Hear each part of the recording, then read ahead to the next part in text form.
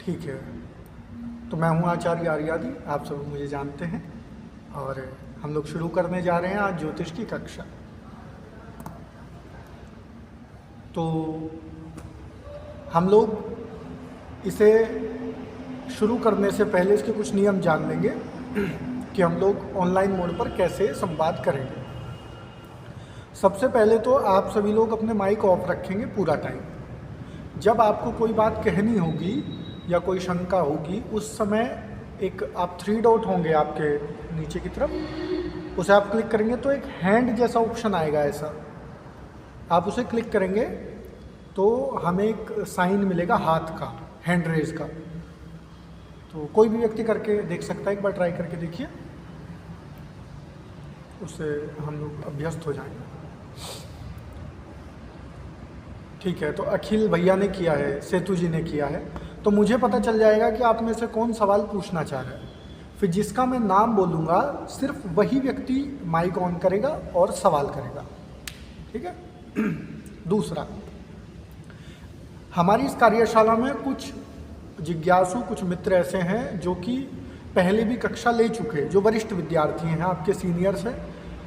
उनसे मेरा निवेदन ये रहेगा कि वे जो नए प्रशिक्षु हैं उनको ज़्यादा सवाल पूछने का मौका देंगे, क्योंकि पुराने वालों को तो पता है, उनके मन में बहुत सारे सवाल आएंगे।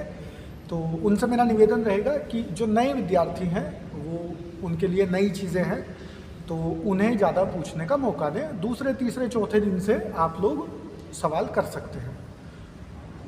तो हम लोग शुरू करते हैं। और कक्षा शुरू करने से पहले एक और बात, मैं बार बार कक्षा शब्द का उच्चारण कर रहा हूँ क्योंकि आदत हो चुकी, लेकिन ये कक्षा नहीं है, ये कार्यशाला है। कार्यशाला और कक्षा में अंतर होता है। कक्षा में टीचर और स्टूडेंट होते हैं। क्लासरूम में क्या होता है, एक टीचर होता है और स्टूडेंट होते हैं। कार्यशाला में ऐसा नहीं होता। कार्यशाला में हम लोग प्रशिक्षु होते हैं, मैं और आप, हमारा जो लेवल है वो बराबर का है। हम चर्चा कर रहे हैं, हम आपस में सीख रहे हैं, जान रहे हैं। तो हम लोग शिक्षक और छात्र नहीं हैं, हम लोग प्रशिक्षु कह लीजिए, मित्र कह लीजिए। तो हम सब लोग उसी भाव में इसको सीखेंगे। दूसरा, मेरा एक निवेदन विशेष ये रहता है कि आपको कोई भी चीज़ याद नहीं करनी है जब तक मैं ना कहूँ। आपको याद करने के चक्कर में नहीं उलझना है। हम ऐसे पढ़ेंगे, हम ऐसे जानेंगे कि आपको याद करने की आवश्यकता ही नहीं होगी, आपको खुद ब खुद याद हो जाएगा। ठीक है, और हम इसका आनंद लेंगे। ज्योतिष कोई ऐसा विषय नहीं है जिसे रटा जाए, जिसे तोते की तरह पढ़ा जाए। तो इससे आप जितना आनंदित हो करके, जितना आप इसे एंजॉय करेंगे, उतना ज़्यादा आप इसको सीखेंगे, आप इसको समझेंगे। तो चलिए हम लोग शुरू करते हैं। 8:10 हो चुके हैं। सबसे पहले हमारे मन में, आपको आवाज़ बिल्कुल साफ आ रही है? एक बार क्लियर कर दीजिए मुझे। ठीक है। सबसे पहले हमारे मन में एक सवाल आता है कि ज्योतिष है क्या। आप सभी लोग यदि पहली बार ज्योतिष को जानने का प्रयास कर रहे हैं तो आपके मन में भी यह सवाल होगा कि ज्योतिष असल में है क्या। तो मैं यदि एक शब्द में इसका जवाब दूं तो ज्योतिष है विज्ञान। ज्योतिष इक्वल टू साइंस। कौन सा विज्ञान? जिस विज्ञान पर यह ब्रह्मांड चलता है, जिस विज्ञान पर, जिस थ्योरी पर, जिस सिमुलेशन पर, जिस मैकेनिज्म पर ये यूनिवर्स काम करता है, उसे ज्योतिष बोलते हैं। अब आपके मन में आया होगा कि ये तो बिल्कुल नई बात हो गई, हमने तो आज तक पढ़ा था कि क्वांटम फिजिक्स है, ये फिजिक्स है, ये केमिस्ट्री है, ये बॉटनी है, लेकिन ये कैसे हो गया कि ज्योतिष पे दुनिया चलती है। तो अभी हम 10-15 मिनट में, मैं तो क्लियर हूँ, मैं आपको भी क्लियर कर दूंगा कि मैं जो बात कह रहा हूँ वो ऑथेंटिक बात कह रहा हूँ और इससे आप लोग सहमत होंगे। ज्योतिष से ये दुनिया, ये ब्रह्मांड कैसे चलता है, इसे समझते हैं। आप ब्रह्मांड को अगर गौर से आप ऊपर सर उठा करके आसमान को देखेंगे तो आप ये पाएंगे कि इस पूरी दुनिया में कोई भी चीज़ रुकी हुई नहीं है। यहाँ कुछ भी स्टेबल नहीं है। पहले हम लोगों को बचपन में पढ़ाया जाता था कि जो पृथ्वी है, जो सोलर सिस्टम है, उसके जो प्लैनेट्स हैं वो सूर्य के चारों ओर घूमते हैं, लेकिन सूर्य स्थिर है। पर आप लोगों को बड़ी कक्षाओं में जाते जाते पता चल जाता है कि सूर्य भी एक आकाशगंगा का चक्कर लगाता है। उसके बाद आप और बड़ी कक्षा में जाते हो तो आपको पता चलता है कि वो आकाशगंगा भी ब्रह्मांड का चक्कर लगा रही है। तो इसका मतलब क्या हुआ? इसका मतलब ये हुआ कि आप और हम अपने पूरे सोलर सिस्टम को लेकर के 16 लाख प्रति घंटे की रफ्तार से मिल्की वे का चक्कर काट रहे हैं। सुनने में ये बात बड़ी आसान है और अगर ध्यान ना दिया जाए तो ये रोचक भी नहीं है, लेकिन सोचिए एक बार कि आप इस ब्रह्मांड में एक जगह ठहरे हुए नहीं हैं। हम इस ब्रह्मांड की यात्रा कर रहे हैं, वो भी 16 लाख किलोमीटर प्रति घंटा की रफ्तार से। इसका मतलब ये है कितनी एनर्जी, कितनी वेव्स, कितनी लाइट्स, कितने तरह के जो ऊर्जाएं हैं उनसे हम गुजरते हैं और हम ठहरे हुए नहीं हैं। यहीं से ज्योतिष का निर्माण हुआ कि यदि हम ठहरे हुए नहीं हैं, यदि हमारा ग्रह ठहरा हुआ नहीं है, यदि हम सब चल रहे हैं, तो फिर ये जानने की आवश्यकता है कि हम किस गति से चल रहे हैं और जिस गति से हम चलते हैं क्या इस गति का कोई सिमुलेशन है, क्या इस गति का कोई पैटर्न है।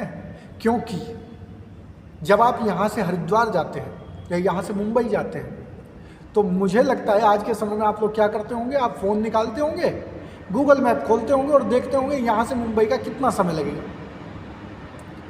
तो गूगल मैप आपको कैसे बताता है? वो देखता है कि आप कहाँ से चले, आपकी रफ्तार कितनी है, और उस रफ्तार के आधार पर वो एक गणितीय आकलन करता है और बताता है कि जिस रफ्तार से आप चल रहे हैं उस रफ्तार से आप इतने घंटे में मुंबई पहुंच जाएंगे। यही काम किया ज्योतिष के ऋषियों ने। उन्होंने क्या किया? उन्होंने ब्रह्मांड को कैलकुलेट किया। उन्होंने ब्रह्मांडीय ग्रहों की, पिंडों की, ऊर्जाओं की, नक्षत्रों की गति को मापा और उस गति का आकलन करके, उस गति को नाप करके, उस गति पर रिसर्च करके उन्होंने ये निष्कर्ष निकाला कि ये ब्रह्मांड एक पैटर्न पर चलता है, इसका एक नियम है, इसकी एक गति है, इसका एक तरीका है। और यदि हम उस तरीकों को जान जाएं तो हम इस ब्रह्मांड का जो मूल मैकेनिज्म है, इस ब्रह्मांड में होने वाली घटनाओं, चाहे वो वर्तमान की हों, चाहे वो भूत की हों, चाहे वो भविष्य की हों, हम तीनों जान सकते हैं। तो मैं आपको कहूँगा ये चमत्कार नहीं है। आमतौर पर हमें लगता है कि चमत्कार है, कैसे कोई किसी का भविष्य बता सकता है? तो हम भविष्य बताते ही नहीं हैं। आप सब लोग तो ज्योतिषी होने वाले हैं, तो आपको तो मैं ये रिवील कर सकता हूँ, है ना? बाहर तो आप मत बोलिएगा, लेकिन आपस में हम लोग ये समझ लें कि हम किसी का भविष्य नहीं बताते, हम एक पैटर्न बताते हैं। और मनुष्य प्रकृति का इतना गुलाम है, हम लोग प्रकृति के इतने आदी हैं कि हम उस पैटर्न को फॉलो करते हैं। हमारी में क्षमता नहीं है कि हम उस पैटर्न को तोड़ दें। यही कारण है कि ज्योतिष की भविष्यवाणियां 99.9 सत्य सिद्ध होती हैं। तो हम लोग ये समझे कि ज्योतिष क्या है। ज्योतिष ब्रह्मांड का नियम है, ज्योतिष ब्रह्मांड का विज्ञान है। ज्योतिष वो कला है, वो गणित है जिस पर ये ब्रह्मांड चलता है। तो यदि आप ज्योतिष जान गए तो आप जान जाएंगे ब्रह्मांड काम कैसे करता है। अब मैं एक बार आपसे पूछता हूँ, मेरी भाषा आपके अनुरूप है? आप समझ पा रहे हैं या मैं इसे आसान करूँ या थोड़ा और ज़्यादा बढ़ाऊँ? ठीक है।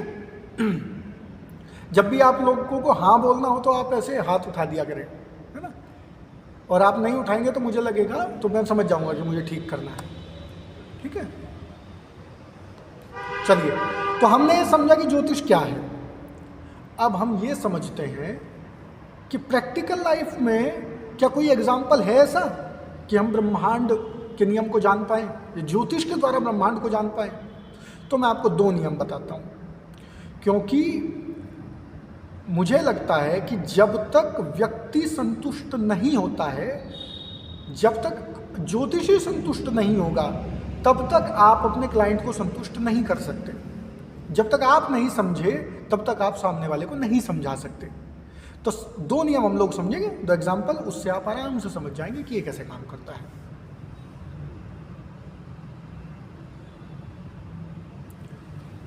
पहला नियम है कि आपने देखा होगा कि हमारे यहाँ, हमारा देश तो कृषि प्रधान देश है, हमारे यहाँ फसलें होती हैं गांव में, और फसल जो होती है उसके दो समय होते हैं मूल तौर पर।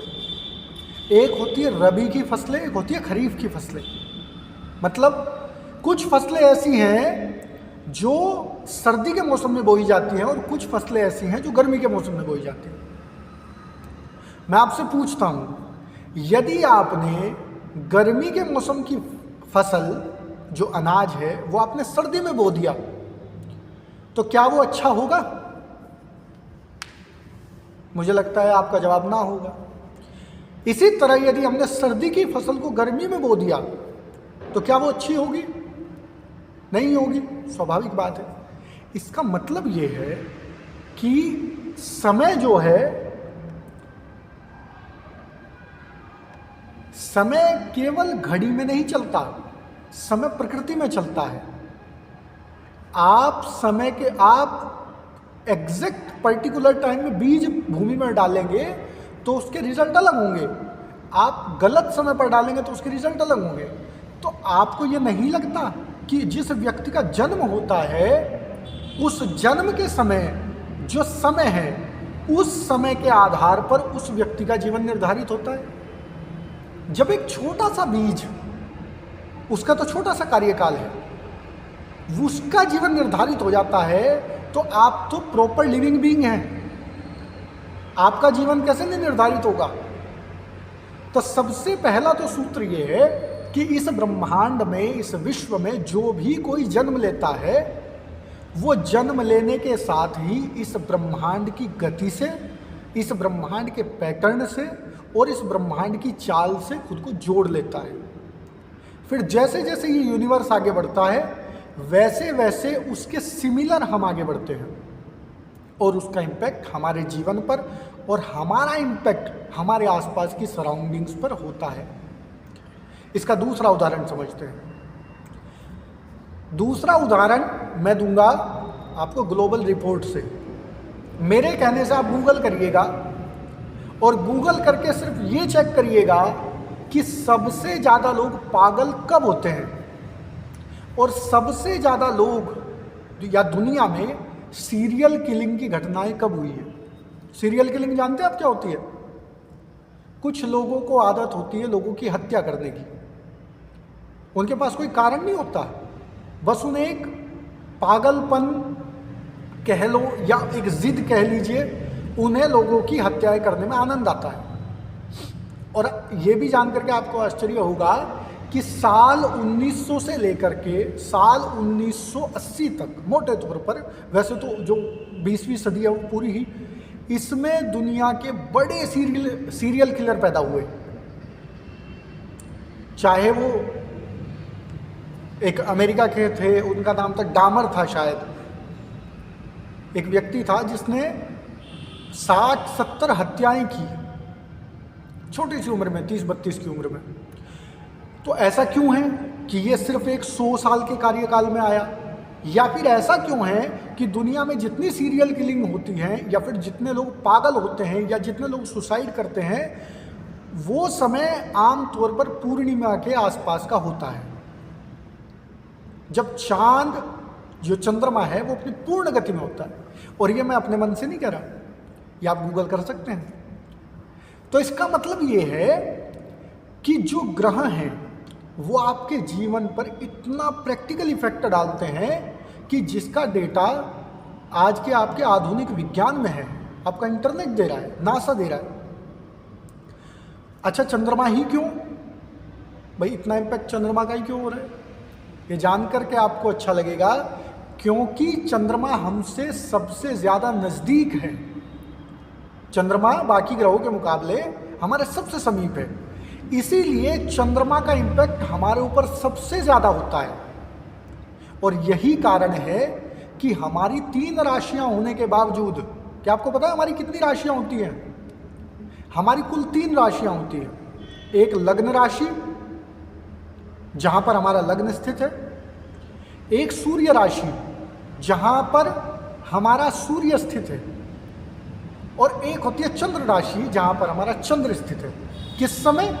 जब किसी भी व्यक्ति का जन्म होता है, उस जन्म के समय में आपकी कुंडली के चार्ट में जहां पर आपका सूर्य प्लेस्ड है, जिस हाउस में, अभी सुनते रहिएगा, बहुत ध्यान देने की आवश्यकता नहीं है। जिस स्थान पर आपका सूर्य है वो आपकी हुई सूर्य राशि।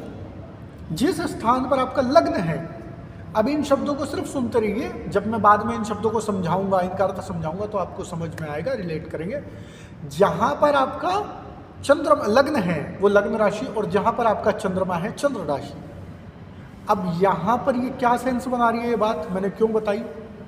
ये बात मैंने इसलिए बताई क्योंकि जन्म कुंडली में जब आप पंडित जी से ये पूछते हैं कि हमारे इस बेटी की राशि क्या है, तब वो आपको जिस राशि को बताते हैं वो चंद्र राशि है। बच्चे का नाम जिस राशि से रखा जाता है वो चंद्र राशि है। ऐसा क्यों? क्योंकि चंद्रमा हमारे सबसे नज़दीक है और चंद्रमा का प्रभाव हमारे ऊपर सबसे ज़्यादा है, और चंद्रमा का प्रभाव हमारे ऊपर सबसे ज़्यादा बदलता है, मतलब रोटेशन बहुत ज़्यादा करता है, क्विक है। आपको जानकर के आश्चर्य होगा कि जहाँ शनि एक राशि को पार करने में 2.5 साल लगाते हैं, वहीं चंद्रमा एक राशि को क्रॉस करने में 2.25 दिन लगाते हैं। चंद्रमा एक राशि को 2.25 दिन में क्रॉस कर लेते हैं। चंद्रमा पूरे लग्न चार्ट को 1 महीने में क्रॉस कर देते हैं। तो चंद्रमा क्या है? बहुत क्विक है। इसीलिए हमारे जीवन पर, हमारी आदतों पर सबसे ज़्यादा जो प्रभाव रहता है वो चंद्रमा का रहता है। तो मैंने 2 एग्जाम्पल आपको बताए। एक कि समय का इतना प्रभाव है कि यदि आप खेती भी करेंगे और बीज बोएंगे तो उसमें भी आप सही समय पर यदि बीज बोएंगे तो अच्छा फल होगा। इसी प्रकार मनुष्य का जन्म जिस समय में हुआ है वो ये तय करता है कि उस मनुष्य की आगे का जो जीवन है वो अच्छा होगा, खराब होगा, संघर्ष से भरा होगा, सुख से भरा होगा, या उसके जीवन में किस प्रकार की कठिनाइयाँ आएंगी, या किस प्रकार के योग राजयोग उसके जीवन में होंगे। तो मूलतः हमने 2 टॉपिक को कवर किया। ज्योतिष क्या है, ज्योतिष काम करता है, ज्योतिष ब्रह्मांड का नियम है, क्या इसका कोई उदाहरण है। अब हम तीसरे टॉपिक की ओर चलते हैं। हमने बात की चंद्रमा की। आज पहली कक्षा है तो मैं आपको एक समीकरण भी बता देता हूँ, हम पढ़ेंगे कैसे, क्योंकि अगर आपको पहले से क्लियर होगा ना हम कैसे और क्या पढ़ेंगे तो आपकी दिलचस्पी, आपकी उत्सुकता बनी रहेगी। पहली बात तो एक स्टेटमेंट को आप लिख लीजिए, चाहे या अपने मन में लिख लीजिए या याद कर लीजिए कि मैं आपको 10 दिन में ज्योतिषी बना दूंगा। ये बात मैं पूरी जिम्मेदारी से और अपने पूरे अनुभव से कह रहा हूँ कि मैं आपको, अभी आपको आश्चर्य लग रहा होगा कि ऐसा कैसे हो सकता है, हमें तो कुछ भी नहीं पता, 10 दिन में ज्योतिषी कैसे बन जाएंगे। लेकिन इसका उदाहरण हमारे बीच में है, मैं नाम नहीं बताऊंगा, बाद में बताऊंगा, अभी उनका नाम रिवील नहीं करेंगे। वो हमारे बीच में एक ज्योतिषी हैं, उन्होंने बाद में भी खूब अभ्यास किया है, उन्होंने कुंडलियों पे खूब अभ्यास किया है, वो इस कक्षा में भी हैं, लेकिन उनकी जो औपचारिक शिक्षा है जातक की, जितना मुझे ध्यान है, वो हमने 10 दिन की कक्षा से शुरू की थी और आज में बहुत अच्छे स्तर पर ज्योतिष का कार्य कर रही है। तो मैं दूसरे तीसरे दिन उनका नाम रिवील करूंगा। तो 10 दिन में मैं आपको ज्योतिषी बनाऊंगा। बस इसके बदले में मुझे एक चीज़ चाहिए। एक तो मैं ले चुका, आपसे 1000 रुपये ले चुका, और दूसरा मुझे चाहिए कि आप मुझे 10 के 10 दिन दें। यदि आपने मुझे 10 दिन दिए तो मैं बिल्कुल जवाबदेह हूँ कि 10वें दिन आप मुझे ये कह सकते हैं कि देखिए भाई साहब, आपने कहा था कि 10 दिन में आप ज्योतिषी बना दोगे, हम बने नहीं। ठीक है, जो 10 दिन नहीं देगा उसे ये कहने का अधिकार नहीं होगा। ठीक है, एक बात। दूसरा, हम लोग इस 10 दिन में क्या पढ़ेंगे? ये फाउंडेशन कोर्स है, तो हम पढ़ेंगे भाव। कुंडली में 12 भाव होते हैं, हम 12 भावों के बारे में पढ़ेंगे। 12 भाव वो हाउसेज हैं जहां से हम ये पता करते हैं कि कौन सा हाउस हमारी लाइफ में किस चीज को रिप्रेजेंट करता है। जैसे उदाहरण के तौर पर, पहले भाव से हम अपना कैरेक्टर देखते हैं। पहले भाव हम हैं। मान लीजिए मेरी कुंडली है, तो मेरा जो फर्स्ट हाउस है वो मैं हूं। अब बाकी के जो हाउसेस हैं वो मेरे से जुड़ी हुई चीजें हैं। जैसे कि सेकंड हाउस मेरा परिवार है, मेरा पैसा है। थर्ड हाउस मेरी मेहनत है, मेरे भाई बहन है। फोर्थ हाउस मेरा घर है, मेरा मकान है, मेरा वाहन है, मेरी माता है। फिफ्थ हाउस मेरी पढ़ाई है, और जिस व्यक्ति के जीवन में अफेयर्स होते हैं तो उसके अफेयर्स हैं। सिक्स्थ हाउस मेरे दुश्मन है, वो कर्ज है जो मैंने लिया, वो रोग है जो मुझे लंबे समय तक रहा। सेवंथ हाउस मेरी पत्नी है और मेरा व्यापार है। तो इस तरह से 12th जो हाउस हैं, 12 जो घर हैं, वो 12 घर बताते हैं कि हमारी लाइफ में कौन सी चीज किस जगह से देखी जाती है। उसके बाद दूसरी चीज है, सेकंड नंबर पर हम पढ़ेंगे राशियां। राशियां क्या हैं? राशियां भी हमारी लाइफ को रिप्रेजेंट करती हैं, लेकिन राशियां कैसी हैं? जैसे कि मैं पहले बता देता हूं, 12 भाव होते हैं, 12 राशियां होती हैं। भाव एक जगह रुके रहते हैं, भाव एक ही जगह रहते हैं। जब मैं इन्हें समझाऊंगा तो आप अच्छे समझोगे। राशियां सर्कुलेशन में होती हैं, राशियां चलती रहती हैं। मतलब एक भाव में एक राशि लगभग 2 घंटा रहती है। 2 घंटे के बाद दूसरी राशि चेंज हो जाती है, फिर 2 घंटे के बाद दूसरी राशि चेंज हो जाती है। तो राशियां घूमती हैं। 2 चीजें, ये कैसे है आप समझिएगा। जैसे मान लीजिए एक ऑफिस है, ठीक है, एक ऑफिस है। उस ऑफिस में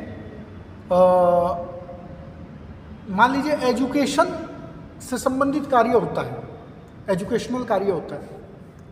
अब उस ऑफिस में जिन लोगों का वो ऑफिस है वो 5 लोग हैं। 5 लोगों ने पार्टनरशिप में एक ऑफिस बनाया जिसमें वो एजुकेशनल वर्क करते हैं।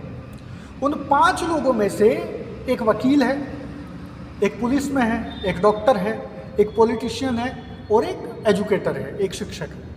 और उन्होंने अपने समय बांटे हुए हैं कि मैं 8 से 10 बैठूंगा, फिर 10 से 12 दूसरा, फिर 12 से 2 तीसरा, फिर 2 से 4 चौथा। इस तरह से वो लोग बैठते हैं। अब मेरा सवाल आपसे है कि जब पुलिसमैन उस ऑफिस में बैठ करके कार्य कर रहा होगा तो उस ऑफिस का जो ओरा होगा वो अलग होगा, उसकी भाषा अलग होगी, उसका वे ऑफ डीलिंग अलग होगा। उसकी जगह पर जब उसका काम खत्म हो जाएगा, जब वकील आएगा तो वातावरण बदल जाएगा। इसी प्रकार जब डॉक्टर आएगा तो वातावरण बदल जाएगा। तो यही होता है भाव और राशियों का संयोग। भाव तो एक जगह स्थिर है भाई। घर तो चौथे ही भाव से देखा जाएगा, चाहे आज देख लीजिए, 10 दिन बाद देख लीजिए, 50 साल बाद देख लीजिए, वो स्थिर रहेगा।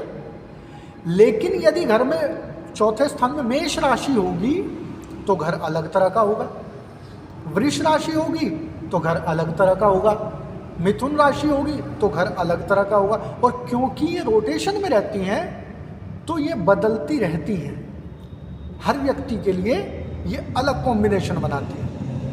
2 चीज़ें हम लोग मोटा मोटे तौर पर आप मोटा मोटा समझ लीजिए। तीसरा हम पढ़ेंगे ग्रह।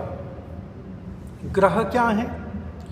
ग्रह उस नमक की तरह है जो टेस्ट चेंज कर देता है। ठीक है, मैं जब पढ़ाता हूँ और मैं बहुत सारे तरीकों से समझाने की कोशिश करता हूँ, उसमें से एक तरीका है cooking. How to cook astrology. आप एस्ट्रोलॉजी को कैसे पकाएं? तो एस्ट्रोलॉजी को पकाने के लिए आपको 3 इंग्रेडिएंट चाहिए। सबसे पहला बर्तन, जिस बर्तन में आप बनाएंगे। हॉस्टल के छात्र आमतौर पर बना लेते थे, लेकिन आप कुकर में तो चाय नहीं बना सकते। हम लोगों ने बनाई है, लेकिन चाय के लिए अलग बर्तन होता है, सब्जी के लिए अलग बर्तन होता है, आप कभी कढ़ी बनाए तो उसके लिए कढ़ाई होती है। तो इसी तरह से जो हमारे ज्योतिष के जो बर्तन हैं वो है भाव। किस बर्तन में क्या पकेगा ये तय है पहले से। उसके बाद जो पकाया जाएगा, जो सब्जियां हैं, वो हो गई हमारी राशियां। कढ़ाई में आप पनीर भी बना सकते हैं, कढ़ाई में आप कढ़ी भी बना सकते हैं, कढ़ाई में आप कुछ और भी बना सकते हैं। तो जो राशि उस भाव में रहेगी, इसका मतलब वो सब्जी पकाई जा रही है। तीसरी चीज हुई ग्रह। ग्रह है नमक, मिर्च और हल्दी, जीरा। अब आपको लगेगा इनसे तो क्या ही हो जाएगा भाई, सब्जी तो वही बनेगी। नहीं, एक सही कुक एक सही मात्रा में यदि मसाले डाले तो सब्जी का टेस्ट बदल जाता है। इसी प्रकार यदि आपका भाव भी अच्छा है, उसमें राशि भी अच्छी है, लेकिन यदि ग्रह डिसबैलेंस हो जाए तो फिर वो आपके स्वाद का मज़ा खराब कर देता है, आपके जीवन का मज़ा खराब कर देता है। और वहीं यदि ग्रह सही बैठ जाए, सही तरह से देख ले, तो उस भाव को वो स्वादिष्ट बना देता है, उस व्यंजन को वो स्वादिष्ट बना देता है। तो हम लोग 3 चीज़ें पढ़ेंगे 10 दिन की हमारी वर्कशॉप है। शुरू के 3 दिन हम पढ़ेंगे भाव, 3 दिन हम पढ़ेंगे राशियाँ, 3 दिन पढ़ेंगे हम ग्रह, और इसी के बीच में हम इनका कॉम्बिनेशन भी पढ़ते चलेंगे। और लास्ट के दिन में हम ये समझेंगे कि कुंडली को देखते कैसे हैं। आमतौर पर खूब पढ़े हुए ज्योतिषी जिन्हें अच्छा शास्त्रीय ज्ञान है, लेकिन जब कुंडली खुले हाथ में तो ये भूल जाते हैं कि कहाँ से देखना शुरू करें। उसमें तो असंख्य संभावनाएं हैं। कितनी संभावनाएं, इसका अंदाज़ा आप यहाँ से लगाइए कि 12 भाव, 12 राशियाँ, 12 गुना 12 कितना हुआ? कोई भी माइक खोल करके बताइए। 144। और 9 ग्रह मल्टीप्लाई बाय 9,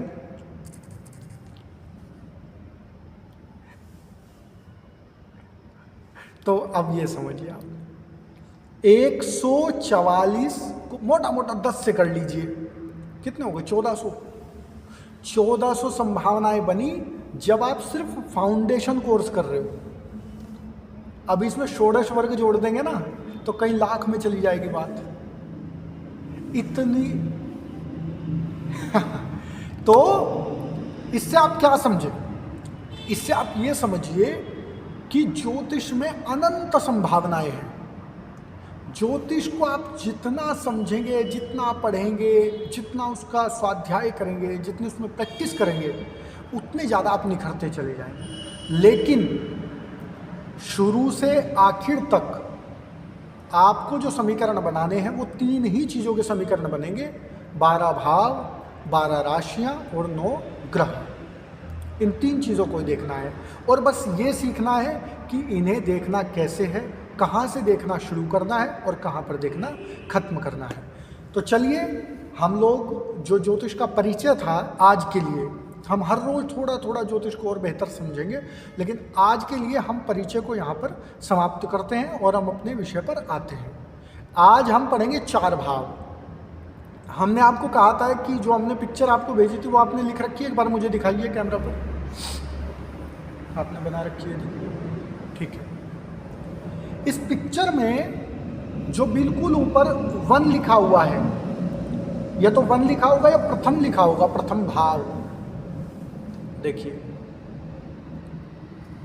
सब लोगों को मिला है? आप सब लोग कैमरा ऑन कर लीजिए, मेरा निवेदन है, सभी लोग कैमरा ऑन कर लीजिए जितना हो सके। हाँ, तो प्रथम भाव लिखा हुआ है, जिसको नहीं मिला वो हैंड रेज कर दीजिएगा।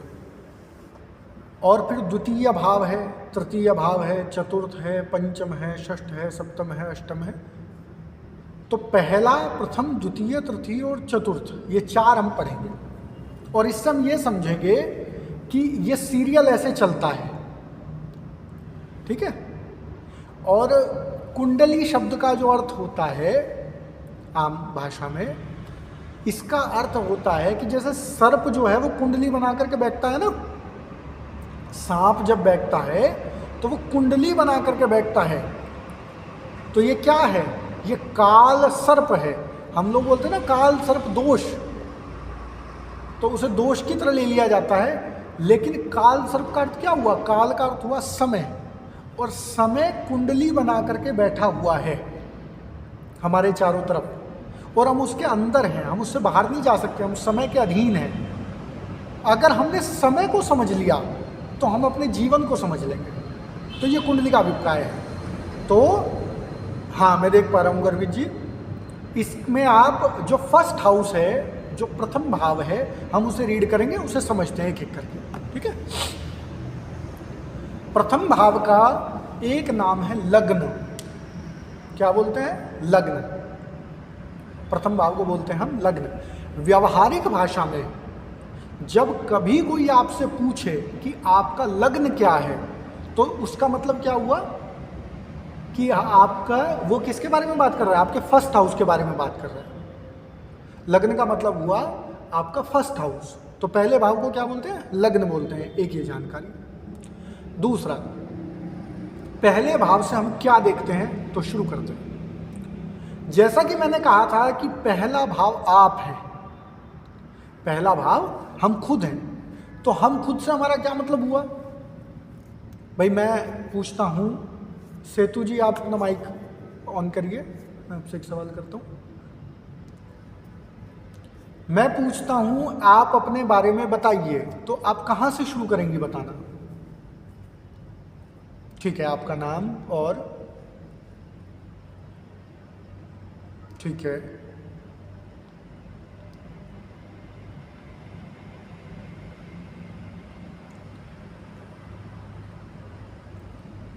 ठीक है। लेकिन यदि मैं कहूं कि आपको अपने से जुड़ी हुई चीज़ों के बारे में नहीं बताना, आपको सिर्फ अपने बारे में बताना है, तो क्या आप बताएंगे? ठीक है, बस 3 पर्याप्त है। इन 3 पे बात करते हैं। सबसे पहली चीज़ आपने बताई आपका नेचर, और ये भी बड़े अच्छा लगेगा आपको जान करके कि ज्योतिष मुझे पढ़ाने की ज़रूरत नहीं पड़ेगी, वो आप बताते रहेंगे, आपको सब पता है, बस आपको ये नहीं पता कि ये ज्योतिष है, ठीक है। सबसे पहली चीज़ आपने कही कि आपका नेचर। नेचर का अर्थ है स्वभाव। भाई मेरा स्वभाव कैसा होगा, या जो व्यक्ति मेरे पास अपनी कुंडली लेकर के आया उसका स्वभाव कैसा है, यदि आपको ये जानना हो तो आपको कौन सा घर देखना है? पहला घर। कौन सा हाउस देखना है? फर्स्ट हाउस देखना है। दूसरी चीज आपने बोली आपका कैरेक्टर, आपका चरित्र। भाई स्वभाव में और चरित्र में अंतर क्या होता है? स्वभाव का अर्थ हुआ कैसा आप स्वाभाविक जीते हैं। जब कोई नहीं होता ना रूम में, तो जैसे आप रहते हैं वो आपका स्वभाव है, ठीक है। और कैरेक्टर क्या होता है? कैरेक्टर वो होता है जिसे आप बनाते हैं, है ना। जैसे आप परफॉर्म करते हैं, जैसे आप प्रेजेंट करते हैं खुद को, वो होता है आपका कैरेक्टर, ठीक है।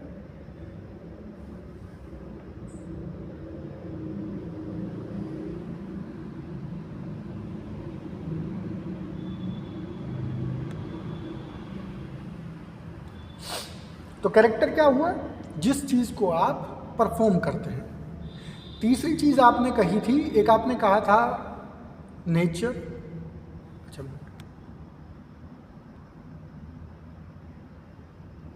ओके। तो 2 चीजें हमने समझी थी, एक आपका नेचर और दूसरा आपका कैरेक्टर। चलिए मैं पूछता हूं अखिल से। अखिल आप बताओ कि आपको और क्या आ रहा है दिमाग में, कि आपके बारे में और क्या बता सकते हो आप अनम्यूट करके बताओ, बताइए। ठीक है।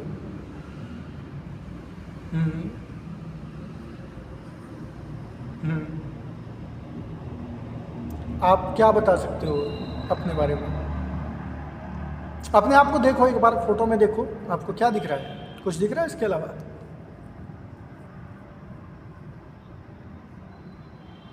चेहरा, चेहरा एग्जैक्टली, बस मिल गया मुझे। आपका चेहरा, आप कैसे दिखते हैं ये कौन बताएगा? आपका फर्स्ट हाउस बताएगा। आपकी बनावट कैसी है? आप लंबे हैं, आप छोटे हैं, आप तगड़े हैं, आप मस्कुलर हैं, आप फैटी हैं, बल्की हैं, कौन बताएगा? फर्स्ट हाउस बताएगा। और क्या बताता है फर्स्ट हाउस? फर्स्ट हाउस बताता है आपका कलर।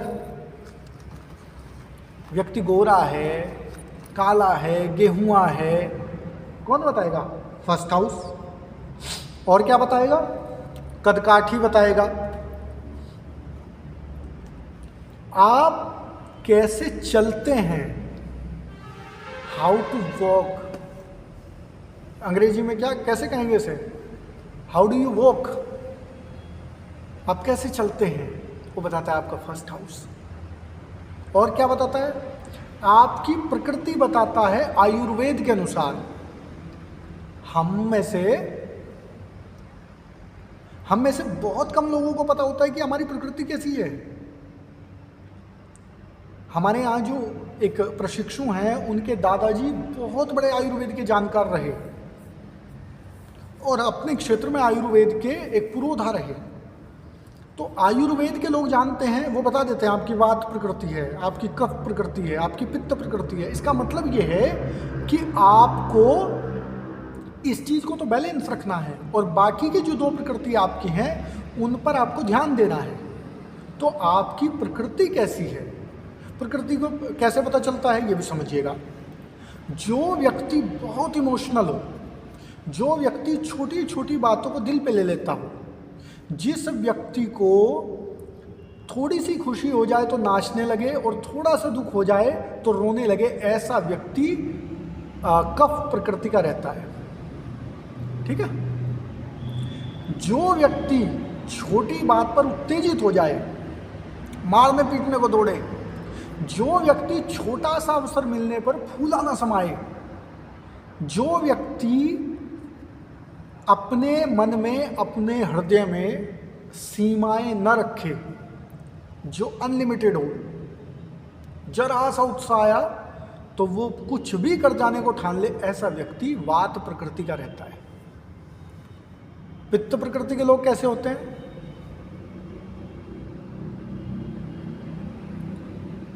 पित्त प्रकृति के लोग कैसे रहते हैं? ठहरे हुए, शांत, लीडरशिप क्वालिटी, राजा वाला स्वभाव, गुस्सा आए तो फिर सब जला दें। ठीक है। तो इस तरह के लोग पित्त प्रकृति के रहते हैं। इस पे बात करेंगे अच्छे से डिटेल में। तो मूल क्या हुआ कि प्रकृति जानेंगे, पहले भाव से और क्या समझेंगे? प्रकृति को समझेंगे व्यक्ति की। और क्या समझेंगे?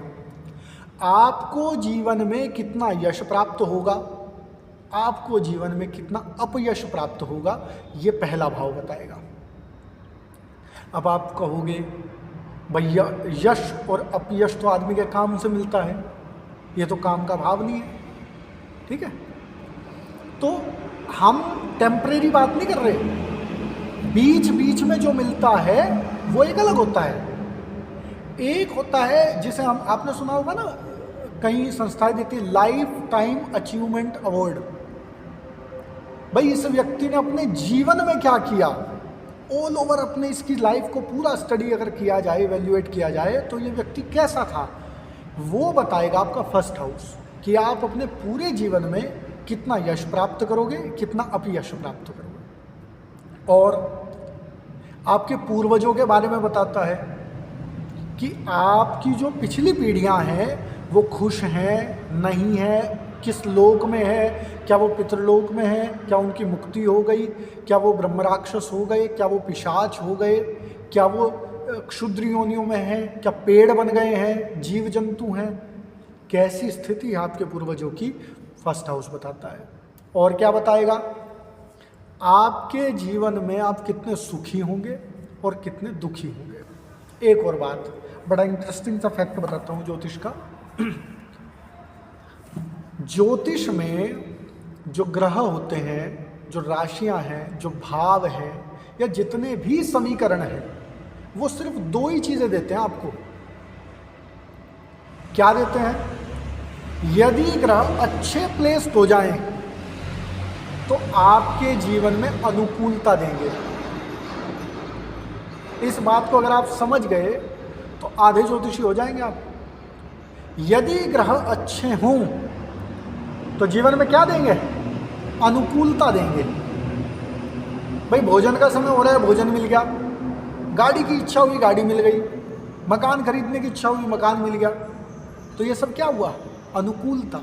मतलब जो चाहिए था वो प्राप्त हुआ, तो अनुकूलता है। ग्रह अच्छे होते हैं तो जीवन अनुकूल हो जाता है। और ग्रह यदि खराब हों या ग्रह गलत तरह से प्लेस्ड हों तो जीवन कैसा हो जाता है? प्रतिकूल हो जाता है। गाड़ी चाहिए थी, गाड़ी नहीं मिली, भूख लग रही थी, भोजन नहीं मिला, किसी से इज्जत चाहिए थी, उसने सम्मान नहीं किया, है ना, जितने पैसे चाहिए थे उतने नहीं हुए, तो जीवन में क्या हुआ? प्रतिकूल हुआ। इसे दुख कहते हैं, इसे कष्ट कहते हैं। और जिस व्यक्ति के जीवन में प्रतिकूलता आती है वो ज्योतिषी के पास आता है, और ज्योतिषी उसे क्या देता है? अनुकूलता का सूत्र। और हम कुछ भी नहीं करते। तो पूरे ओवरऑल आप पूरे 10 दिन की कक्षा में या उसके बाद के अध्ययन में सिर्फ 2 ही चीज़ें आप सीखेंगे कि ग्रह प्रतिकूल कैसे होते हैं, जीवन में दुख कैसे आता है, और जीवन को सुखी कैसे किया जा सकता है, अर्थात अनुकूलता कैसे लाई जा सकती है। नेक्स्ट पॉइंट पर बढ़ेंगे।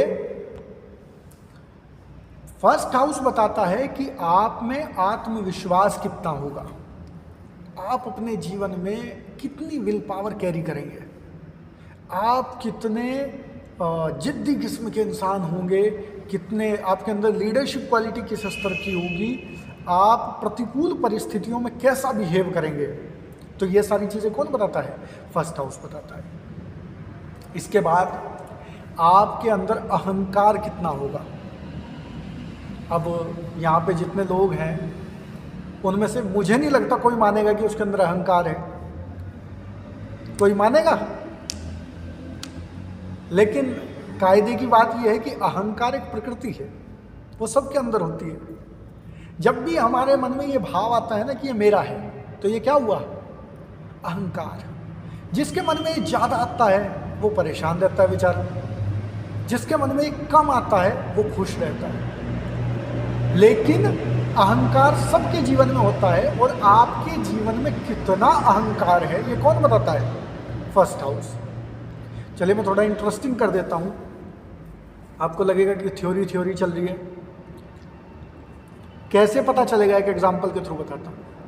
यदि किसी व्यक्ति के फर्स्ट हाउस में सूर्य बैठा हो, अभी इन चीज़ों को फैक्चुअल मत लीजिएगा, अभी बस ऐसे समझिएगा, काम तो ये करेंगी लेकिन एज इट इज़ नहीं करेंगी, इसमें कुछ नियम होते हैं, तो मैं मोटा मोटा बता रहा हूँ। यदि किसी व्यक्ति के फर्स्ट हाउस में सूर्य हो तो ऐसा व्यक्ति अपनी, मतलब मैं एक कहावत है, ऐसा व्यक्ति खुद कुछ करता नहीं है और दूसरे का किया हुआ उसे पसंद आता है। समझ गए? ऐसा ही होगा यदि फर्स्ट हाउस में सिंह हो, मतलब सिंह राशि हो।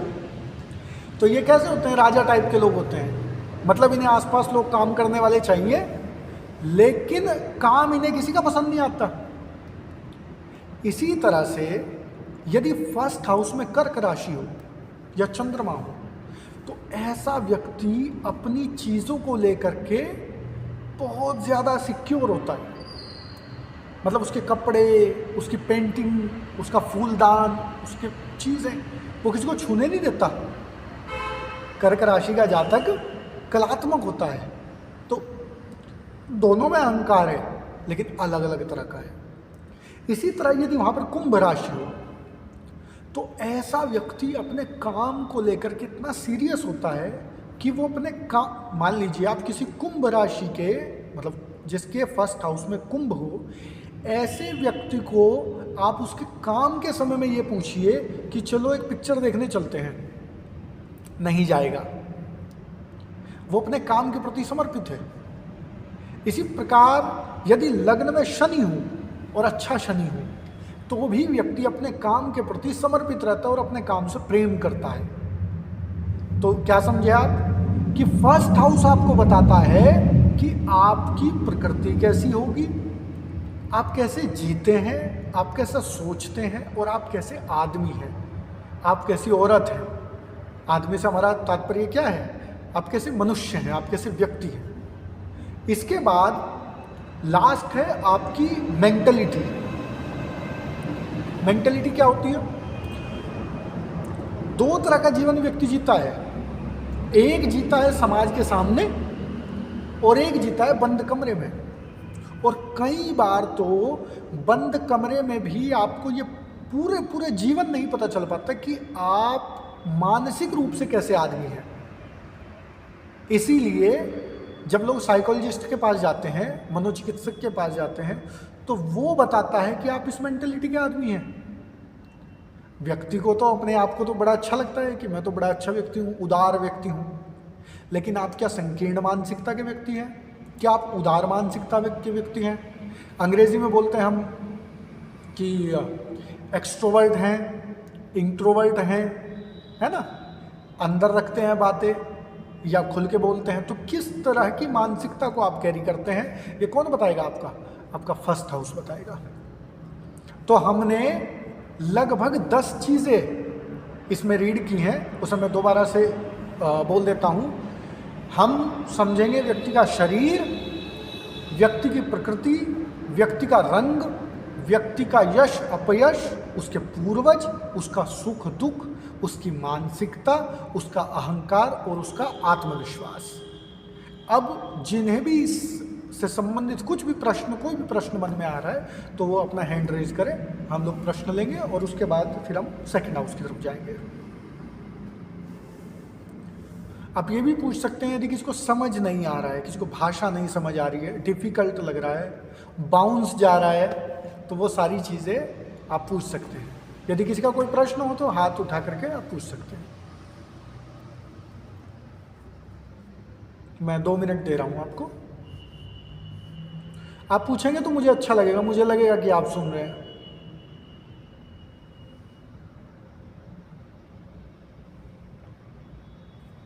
एक घंटे की कक्षा में आपके पास सवाल तो होने चाहिए।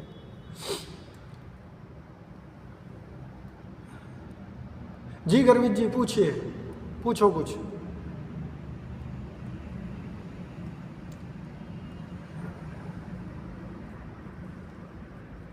तो सब समझ आ रहा है आपको अच्छे से? ठीक है, चलिए। तो चलिए हम धीरे धीरे फिर आगे बढ़ते हैं, है ना। जब भी आपके पास कोई सवाल होगा आप हैंड रेज करिएगा। अब हम बढ़ते हैं दूसरे भाव की तरफ। और ज्योतिष ना इतना इंटरेस्टिंग है, इतना मज़ेदार है, आप जैसे जैसे बढ़ेंगे ना आपको मज़ा आएगा। भाई आदमी का शरीर ठीक ठाक हो, आदमी दिखता ठीक ठाक हो, मानसिकता ठीक हो, मेंटली ठीक हो, फिजिकली ठीक हो, उसके बाद सेकंड नीड क्या होती है उसकी? भाई दूसरे नंबर पे क्या चाहिए होता है व्यक्ति को, बताइए? धन। तो व्यक्ति अगर ठीक ठाक हो तो फिर उसे चाहिए होते पैसे। तो सेकंड हाउस किसे रिप्रेजेंट करता है? धन को। सेकंड हाउस बताता है कि आपके पास पैसे कितने होंगे।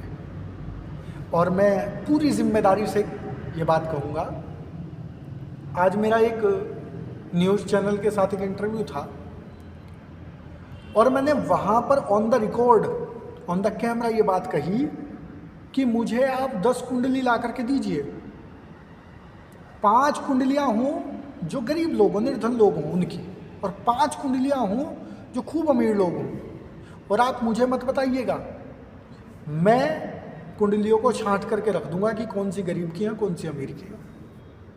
ये कैसे संभव है? ये संभव है जब आपको कुंडली का सेकंड हाउस रीड करना आता हो। दूसरा भाव व्यक्ति के उस धन को भी बता देता है जिसे उसने अपनी पत्नी या पति को भी नहीं बताया और उसने लॉकर में छिपा रखा है। तो सेकंड हाउस से हम क्या क्या जानते हैं? धन के अलावा क्या क्या जानते हैं? धन तो जानेंगे ही, आइए जानते हैं।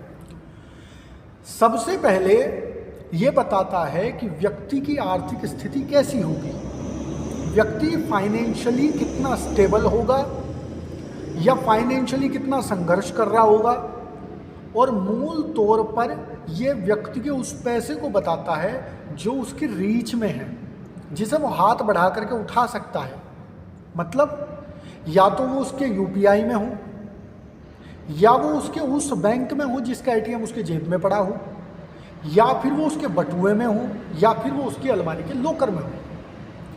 अगर वो पैसे उसने किसी को उधार दे रखे हैं तो उसे सेकंड हाउस नहीं बताएगा। ठीक है, ये उस पैसे को बताएगा जिस तक आपकी एक्सेस है, जो पैसा आपके हाथ में है, जिसका कंट्रोल आपके पास है। तो सेकंड हाउस किसे बताता है? हम आमतौर पर एक शब्द का यूज करते हैं, लिक्विडिटी। पैसे की दुनिया में लिक्विडिटी उसे बोलते हैं जो कैश पैसा होता है, कि आपके पास कितना कैश है, कितना आपकी जेब में है, तो उसे बताता है सेकंड हाउस।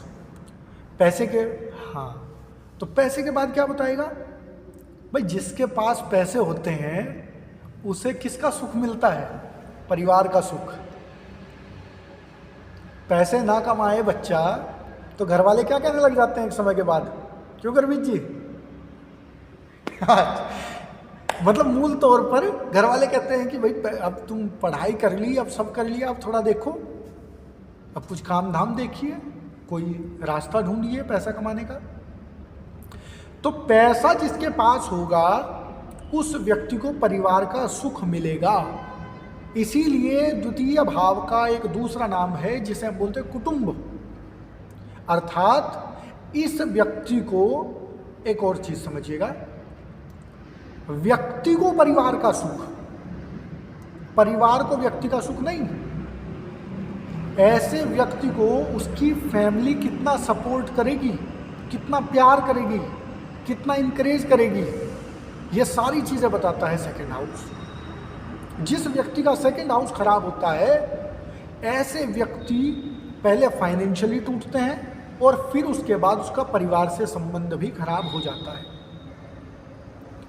एक और चीज आपके मन में आ रही होगी कि भाई आपने फर्स्ट हाउस से 10 चीजें बता दी थी, अब अगर मान लीजिए फर्स्ट हाउस खराब होगा तो क्या वो 10 की 10 चीजें खराब होंगी, या फर्स्ट हाउस अच्छा होगा तो क्या वो 10 की 10 चीजें अच्छी होंगी? तो इसी का जवाब आपको मिलेगा जब आप भाव, राशि और ग्रह तीनों का समीकरण बनाना सीख जाएंगे। तो फिर इसमें से चीजें छंटती चली जाएंगी। वो मैं सिखाऊंगा आपको कैसे काम करना है। तो हमने दूसरी चीज क्या समझी? परिवार का सुख। तीसरी चीज पे आते हैं, आपके घर की स्थिति। आपके घर की स्थिति कौन बताएगा? सेकंड हाउस बताएगा। घर की स्थिति से क्या मतलब है भाई? एक व्यक्ति के घर में गाड़ी खड़ी है, बड़ी हवेली है, लेकिन उसके ऊपर 10 करोड़ का कर्ज है। ठीक है, तो उसके घर की आर्थिक स्थिति कैसी है? खराब है, लेकिन लोगों को दिख रही है अच्छी है। तो ये किस स्थिति में होती है? यदि व्यक्ति का चतुर्थ भाव बहुत अच्छा हो तो दिखेगा तो बहुत बढ़िया, घर, वाहन, मकान, जमीन सब कुछ होगा, लेकिन फाइनेंशियली वो व्यक्ति क्राइसिस से गुजर रहा होगा यदि उसका सेकंड हाउस खराब होगा। तो व्यक्ति की आर्थिक स्थिति कैसी है यह बताता है उसका सेकंड हाउस। फिर क्या है? उसकी दाईं आंख, हमारी राइट आई। आमतौर पर आप देखते होंगे कि किसी किसी व्यक्ति का किसी एक आंख का नंबर कम रहता है या बढ़ा हुआ रहता है, एक आंख से कम दिखता है। वृद्धावस्था में आप देखोगे कि बुजुर्ग लोग कहते हैं कि मेरी दाईं आंख खराब हो गई, मैंने दाईं आंख बनवाई। कोई कहता है मैंने बाईं आंख बनवाई। तो इसका मतलब क्या है कि सेकंड हाउस आपकी राइट आई को रिप्रेजेंट करता है और 12th हाउस जो है वो आपकी लेफ्ट आई को रिप्रेजेंट करता है। तो यदि आपका सेकंड हाउस खराब हो, यदि आपके सेकंड हाउस में सूर्य खराब हो जाए, यदि आपके सेकंड हाउस में शुक्र खराब हो जाए, तो आपका, और इन बड़े बड़े शब्दों में उलझिएगा मत, ये बस मैं एग्जाम्पल के लिए बता रहा हूँ कि अगर ऐसा कुछ हो तो फिर आपके दाईं आंख की जो रोशनी है वो खराब हो जाएगी। जब आप ज्योतिष में और गहरे उतरेंगे तब आपको पता चलेगा कि मंगल राहु की युति दाईं आंख को फोड़ देती है। एक्सीडेंट में चोट लग जाती है, लड़ाई झगड़े में चोट लग जाती है, खराब हो जाती है। तो कुल मिला करके सेकंड हाउस क्या क्या बता रहे हैं? आपका धन, आपका परिवार, आपकी घरेलू स्थिति और आपकी राइट आई अर्थात दाहिनी आंख। इसके बाद क्या बताएगा? सबसे मुख्य, और मुझे लगता है जो लोग गायन के क्षेत्र में जाते हैं, जो लोग वक्ता होते हैं, जिन लोगों की वाणी पर बड़ा अच्छा प्रभाव, ओशो जैसे लोग, मोरारी बापू जैसे लोग, यहाँ तक कि धीरेन्द्र कृष्ण शास्त्री और कुमार विश्वास जैसे लोग, जिनकी वाणी में इतना प्रभाव है कि लाखों लोग सुनते हैं उन्हें, ऐसे लोग कौन सा भाव बनाता है? Second house. क्योंकि सेकंड हाउस कारक है वाणी का। आपकी वाणी कैसी होगी? सेकंड हाउस बताएगा। और इसीलिए यद्यपि एक भाव बहुत सारी चीज़ों को रिप्रेजेंट करता है, लेकिन जो मुख्य मुख्य चीज़ें होती हैं उसे हम उस भाव के नाम से याद रखते हैं। जैसे फर्स्ट हाउस शरीर और सेकंड हाउस धन, वाणी और कुटुंब। सेकंड हाउस को अगर हमें याद रखना हो तो हम क्या याद रखेंगे? 3 चीज़ें, धन, वाणी और कुटुंब। कुटुंब अर्थात परिवार। तो व्यक्ति की वाणी कैसी होगी? सुरीला होगा क्या?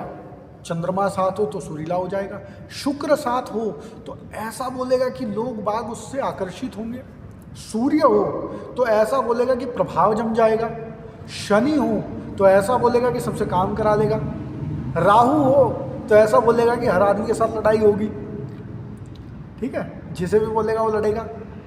केतु हो तो किसी से बोलेगा ही नहीं।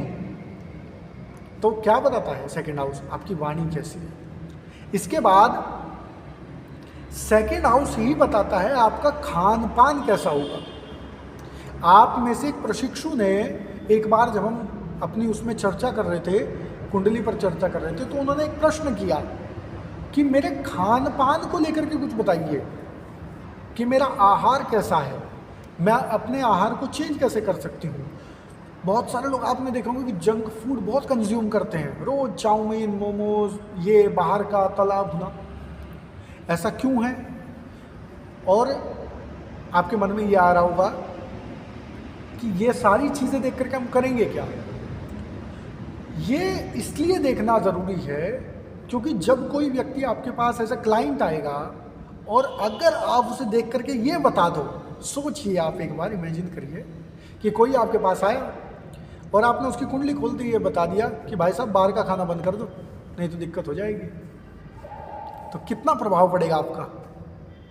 उसके मन में ये आएगा, इसे कैसे पता चला कि मैं बाहर का खाना खा रहा हूँ? ये तो चमत्कार हो गया ना। तो ये चमत्कार कैसे होगा? जब आपके पास सेकंड हाउस की अच्छी एक्सेस होगी, अच्छी रीडिंग होगी, तो आप बता दोगे फटाफट आप कैसा खाना खा रहे हो। तो आदमी का, व्यक्ति का खान पान किस प्रकार का होगा ये बताएगा आपका सेकंड हाउस। इसके बाद